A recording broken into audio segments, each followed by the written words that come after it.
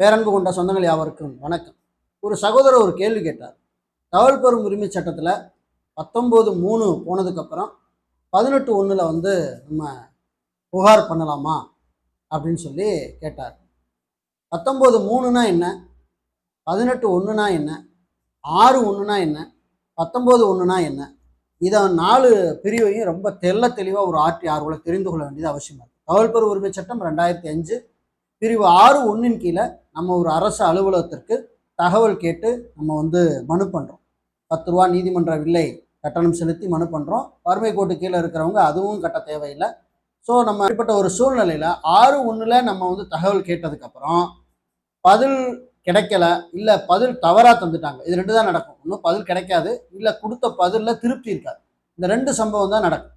அப்போ இந்த 2 சம்பவம் நடந்ததுக்கப்புறம் அடுத்த கட்ட நகர்வு என்ன அப்படின்னா, நம்ம 30 நாள் கழிச்சு பிரிவு 7(1) பொது தகவல் அலுவலர் மீறிட்டாரு அப்படின்னா நம்ம பிரிவு 19(1) பயன்படுத்தி முதல் மேல்முறையீடு அவருக்கு மேலே இருக்கிற அப்பீல் அத்தாரிட்டி ஆஃபீஸர்கிட்ட நம்ம பண்ணிக்கலாம்.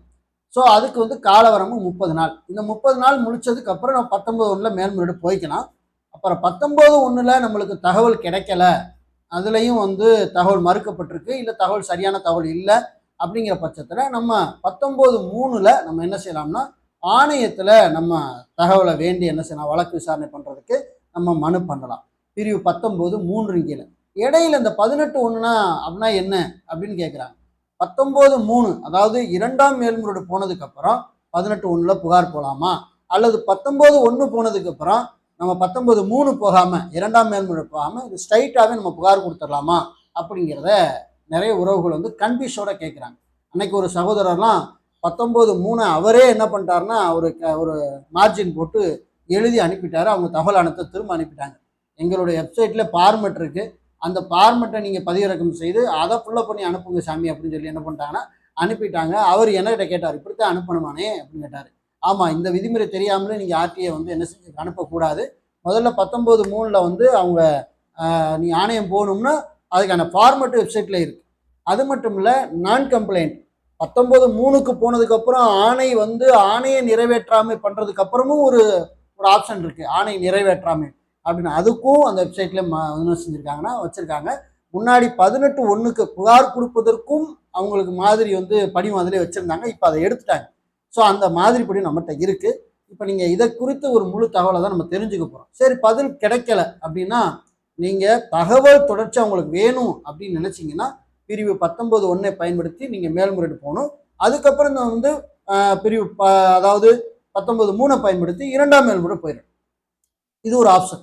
இப்போ 6(1)ல் போனதுக்கப்புறம் நீங்கள் ஒரு முடிவுக்கு வந்துட்டீங்க, இந்த பொது அலுவலர்கிட்ட எந்த பதிலும் தேவையில்லை, இவரை வந்து முழுக்க நம்ம ஃபைன் பண்ணால் போதும், இவரை தண்டனைக்கு உட்படுத்தினா போதும், பிரிவு 20(1) 20(2) அல்லது வந்து நம்ம பிரிவு 19(8)(b)ன் கீழே இந்த மாதிரி வந்து நமக்கான இழப்பீடையோ அல்லது பொது தகவல் அலுவலருக்கு தண்டனை விதிக்கணும் அல்லது பனிஷ்மெண்ட் அப்படின்னு நினச்சிட்டிங்கன்னா நீங்கள் என்ன பண்ணலாம்னா 19(1) போகாமல் முதல் மேல்முறையீடு போகாமல் நீங்கள் பிரிவு 18(1) பயன்படுத்தி ஸ்ட்ரைட்டாக ஆணையத்துக்கு புகார் அனுப்பிடலாம். அது ரொம்ப தெளிவாக நீங்கள் விளங்கிக்கிறணும். 19(1) போனதுக்கப்புறம் நீங்கள் புகார் அனுப்புனீங்கன்னா அந்த 19(1) கணக்கிலே வராது. ஏன்னா அந்த 18(1) படிவத்தில் மிக தெளிவாக 6(1) மனுவை குறித்து தான் மிக தெளிவாக கேட்டிருக்காங்களே தவிர நீங்கள் முதல் மேல்முறையீடு போன மனு சம்பந்தமான எந்த தகவலும் கேட்க மாட்டாங்க. நான் உதாரணத்துக்கு அந்த 18(1) படிவம் எப்படி வந்து அமைச்சிருக்காங்க அப்படிங்கிறத உங்களுக்கு சொல்கிறேன். தகவல் பெறும் உரிமை சட்டம் 2005 பிரிவு 18(1)ன் கீழ் புகார் மனு தாக்கல் செய்கிறேன், அது குறித்த விவரங்கள் பின்வருமாறு சொல்லிட்டு மனுவோட விவரங்கள், பேரு, முகவரி, அலைபேசி எண், மின்னஞ்சல், பாலினம், பிறந்த தேதி, நாடு, மாநிலம், மாவட்டம், முகவரி, அஞ்சல் குறியீடு இதெல்லாம் வந்து நீங்கள் கொடுத்துக்குங்க. அதுக்கப்புறம் பார்த்தீங்கன்னா தகவல் பெறும் உரிமை சட்டம் 6(1) படி மனுவின் விவரம், இதை தான் கேட்டிருக்காங்க. வேற எதுவுமே 19(1)ல் நீங்கள் மேல்முறையீடு போனதுக்கப்புறம் நீங்கள் புகார் பண்ணுறதோ இல்லை 19(3)ல் 2ஆம் மேல்முறையீடு போனதுக்கப்புறம் புகார் பண்ணுறதுக்கான ஆப்ஷன்ஸ்லாம் இந்த பிரிவு 18(1)ல் கிடையாது அப்படிங்கிறத மிக தெளிவாக புரிஞ்சுக்குங்க. பிரிவு 6(1)ன் கீழ் பொது தகவல் அலுவலருக்கு அளித்த மனு நாள் நீங்கள் கொடுத்த அந்த இது விஷயத்தை கேட்டிருக்காங்க. அப்புறம் பொது தகவல் அலுவலரின் விவரம் யாருக்கு அனுப்புன்னு கேட்டிருக்காங்க. பிரிவு 6(1)ன் கீழ் பொது தகவல் அலுவலருக்கு அளித்த மனுவின் நகலை இணைக்கவும் சொல்லியிருக்காங்க. பிரிவு 6(1)ன் கீழ் அளித்த மனுவிற்கு பொது தகவல் அலுவலர் பதில் வழங்கப்பட்டதா, ஆம் இல்லை அதை கேட்டிருக்காங்க. ஆம் எனில் அந்த பதிலை இணைக்கணும் அப்படிங்கிறத சொல்லியிருக்காங்க. மனுவானது சட்டப்பிரிவு 6(3)ன் கீழ் இப்போ நீங்கள் மாவட்ட ஆட்சியர்களுக்கு அலுவலகத்தில் அனுப்புறீங்க, அவங்க 6(3)ல் ஃபார்வர்ட் பண்ணி அனுப்பியிருக்காங்கன்னா அப்படி மாற்றம் பட்டுள்ளதா அப்படின்னு கேட்டிருக்காங்க. ஆம் அப்படின்னா ஆம் சொல்லிட்டு அதோட நகல் இணைக்க சொல்லியிருக்காங்க.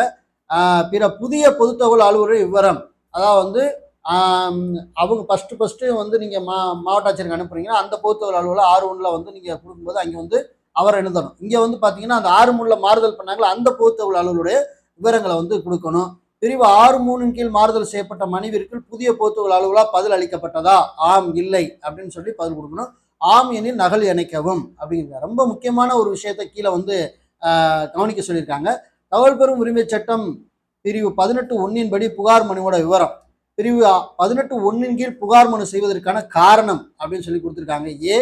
பொது தகவல் அலுவலர் அமர்த்தப்படாத காரணத்தினால் இந்த சட்டத்தின் கீழ் மனுதாரலாம் மனு தாக்கல் செய்ய இயலாத போது அல்லது மாநில தகவல் ஆணையம் அல்லது பிரிவு 19.1 கீழ் உரிய மேல்முறையீட்டு அலுவலருக்கு அவரது மேல்முறையீட்டு அனுப்ப பொது தகவல் அலுவலர் அல்லது உதவி பொது தகவல் அலுவலனை அதை மறுக்கும் போது அப்பீல் செய்ய முடியல அல்லது பொது தகவல் அங்கே அந்த அலுவலகத்தில் பொது தகவல் யாருமே இல்லை, அப்போ இந்த மாதிரி கடிதம் திருப்பி வந்துருச்சு அப்படின்னா நீங்கள் அதை புகார் பண்ணலாம். 2, இந்த சட்டத்தின் கீழ் கேட்கப்படும் தகவல்கள் வழங்க மறுக்கப்படும் போது அதில் வந்து ஆப்ஷன் என்ன செஞ்சிருக்காங்க, பாக்ஸாக கொடுத்து இதில் எது வந்து உங்களுக்கு பிரச்சனையாக இருக்குது அதை டிக் பண்ணுங்கன்னு சொல்லியிருக்காங்க.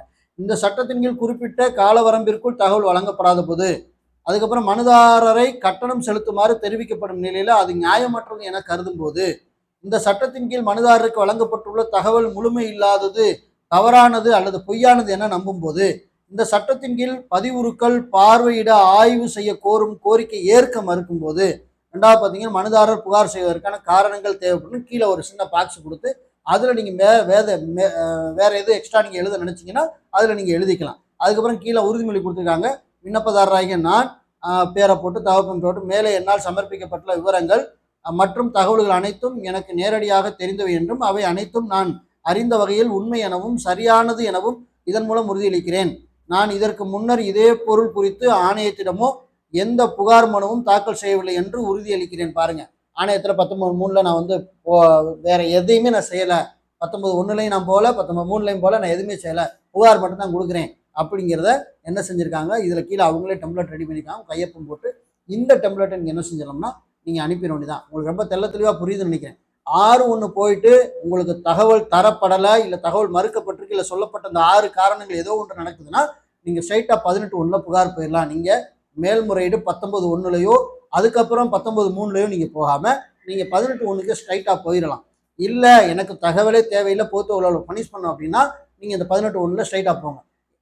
இல்லை எனக்கு தகவல் தான் தேவைப்படுது, பொது தகவல் அலுவலரை பனிஷ் பண்ண எனக்கு வந்து விருப்பம் இல்லை, எனக்கு தகவல் கிடைச்சா போதும் அப்படின்னா நீங்கள் அடுத்தடுத்து 19.1 முதல் மேல்முறையீடு, அதில் சாட்டிஸ்ஃபை இல்லைன்னா அதுக்கப்புறம் ஆணையம், அதில் சாட்டிஸ்ஃபை இல்லைன்னா அதுக்கப்புறம் நான் கம்ப்ளைண்ட்னு ஒரு ஆப்ஷன் இருக்குது. உங்களுக்கு வேணும்னா இந்த வீடியோ கீழே 3 ஃபார்மெட்டையுமே நான் என்ன செய்யணும் அப்படின்னா அதில் இந்த வீடியோ கீழே டிஸ்கிரிப்ஷனில் உங்களுக்கு கொடுத்துருக்குறேன். ஸோ புதிய நபர்களாக நீங்கள் இருப்பீங்கன்னா முதல்ல அந்த டெம்ப்ளேட்டை நீங்கள் என்ன செய்யுங்க, அந்த ஃபார்மெட்டை பிடிஎஃப்பை பதிவிறக்கம் செய்து அதை படித்து பார்த்துட்டு அதுக்கப்புறம் நீங்கள் என்ன செய்யுங்க அப்படின்னா நீங்கள் ஆணையத்துக்கு உங்களை புகார் மனுவையோ அல்லது ஆணை வந்ததுக்கப்புறம் அதை நிறைவேற்றாமல் இருக்கும்போது அது சம்மந்தமான கம்ப்ளைண்ட்டோ அல்லது 19.3 2ஆம் மேல்முறையோ நீங்கள் என்ன செய்யலாம்னா நீங்கள் அனுப்ப நீங்கள் தெளிவு பெறலாம்ங்கிறத இந்த வீடியோவில் உங்களுக்கு நான் சொல்லிக்க விரும்புகிறேன். இந்த வீடியோவில் உங்களுக்கு எதுவும் புரியலை அப்படின்னா தயவுசெய்து கமெண்ட்டில் சொல்லுங்கள். நம்ம அடுத்த வீடியோவில் உங்களுக்கு மிகவும் ரொம்ப தெளிவாக புரிகிற வகையில் நம்ம வீடியோவை இதுவே புரியும்னு நினைக்கிறேன். இதை தாண்டி புரியலைங்க எனக்கு இந்த மாதிரி இருக்குது ஆர்டிஐ சம்மந்தமாக அப்படின்னு நீங்கள் சொல்லுவீங்கன்னா தாராளமாக கமெண்ட்டில் சொல்லுங்கள். மீண்டும் நல்ல தகவலோடு உங்களை வேறொரு வீடியோவில் சந்திக்கிறேன். நன்றி, வணக்கம்.